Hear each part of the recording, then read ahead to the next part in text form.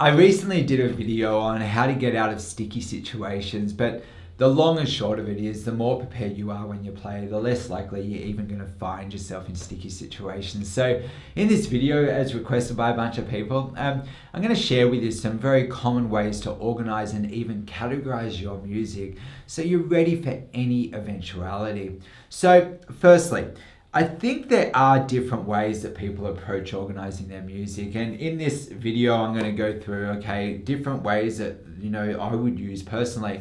But here's the thing, I would probably actually use all of these methods, and I think they're all good. But firstly, let's jump in. So the first one is, I think it's really common to organize your music by genre. So this means you could have several playlists, and the playlists are titled by genre. So for instance, let's say you might have a folder called Tech House, another playlist called Techno, another New Disco, another Progressive House. It could be EDM, big room, whatever you're into, drum and bass, whatever, right?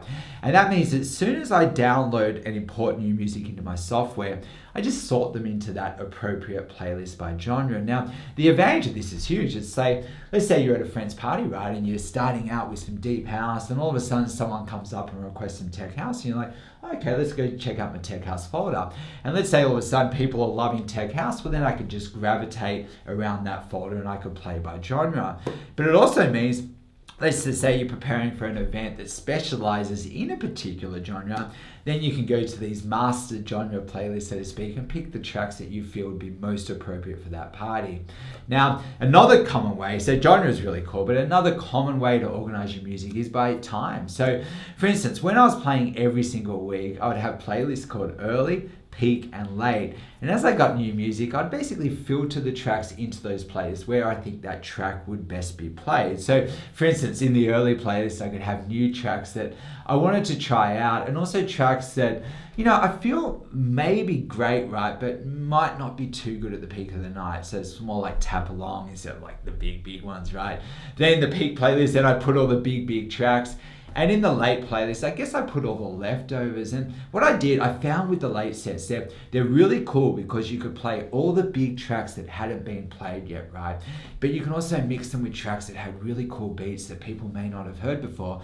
And when playing late, you have to be careful though, because if you got to play tracks that are different to the headliners. If you just come on, that's what heaps of people do. They just come on with their set lists, and if the headliners played half of them, they're stuck. They play to their playlist, when really, when playing late, you really want to have as big a playlist as possible. And sometimes you can even change the vibe from the headliner slightly. So for instance, when I was I'd done all kinds of genres actually, but there was a point about several years ago when EDM and big room was big, and if I ever came on late, instead of playing the big anthems, you could probably go a little bit heavier, you know what I mean? Take it a bit more darker, and people at that time of night, there's no way I could have done what I was doing late straight up. It was way too intense. People hadn't got to that stage in the night yet, but the night has to develop. So in the early, I'm just sort of warming them up, kind of making it fun. About 11, I'm building my dance floor. Then at 12, smash, go into my big playlist, all the big anthems that are big right now.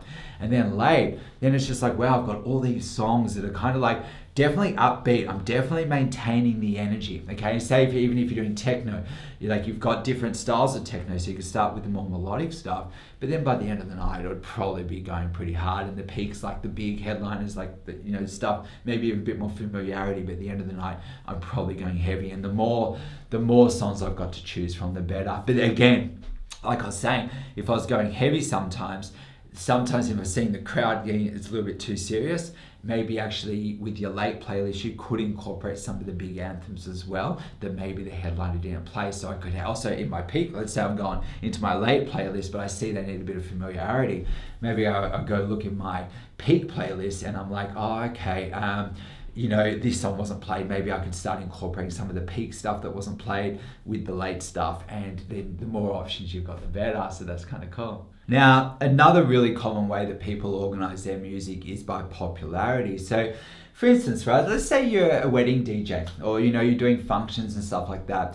I may have a playlist with all the latest pop tracks. Okay, so it's just like, yep, I might call it like latest pop even. And if I was being really organized, and sometimes I did this, like I'll be honest, I was mainly doing my clubs and stuff, but then sometimes just to make money on the side, like let's say sometimes the clubs went through these growth periods, right, where you've got to build them, and say all of a sudden, I remember my first club had started really strong in summer, and I went through my first winter.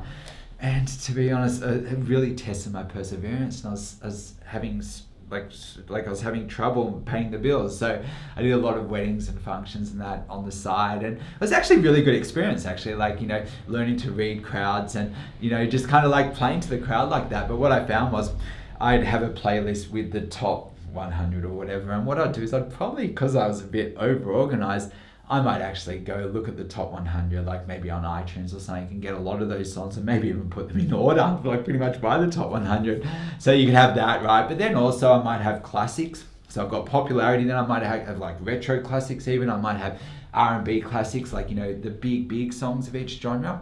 And, but then also what I've done in my course, let's say you're more into techno and you're playing all that stuff, I've talked about kind of including familiar patterns a little bit. So that is, let's say you're into techno, but then you're like, okay, I've got a playlist here with maybe familiar patterns that I can include, and maybe even a playlist that might be actually full of kind of like vocals that I could use as potential mashups. But I go into so much more detail on that. I've just added this new section to my course actually called like Performance Plus, with ideas on creative mixing, 3-deck challenges using advanced effects.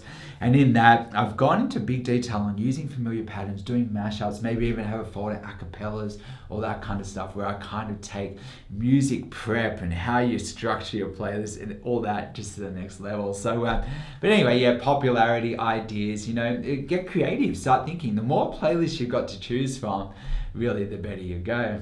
Then lastly, a great way to organize your music and playlist is by event. So let's say I'm preparing to play live, right? I would start by creating a playlist, and I would name that playlist after the event that I was preparing for. So let's say for the sake of this video, right, let's say I'm preparing a playlist called Club Ready Live Streaming Event. So what I'd do is I'd start adding tracks that I wanted to include in my mix to that playlist. So I build a Club Ready tribe or whatever, and then build that playlist. Now, the secret here is to over prepare. So this means if you have to play for 1 hour, and in 1 hour you can mix 20 tracks, prepare at least 3 times that amount. So in this case, maybe I have 60 tracks to choose from. And the more tracks you have to choose from, it's going to be way easier for your set to take shape, as you have more options, and this makes the process of finding songs that go well together and magic combos much easier, because you've actually just got more options. So in short, let's say I'm preparing a playlist, I'd have a bunch of tracks that I feel would be appropriate for that event that I'm playing.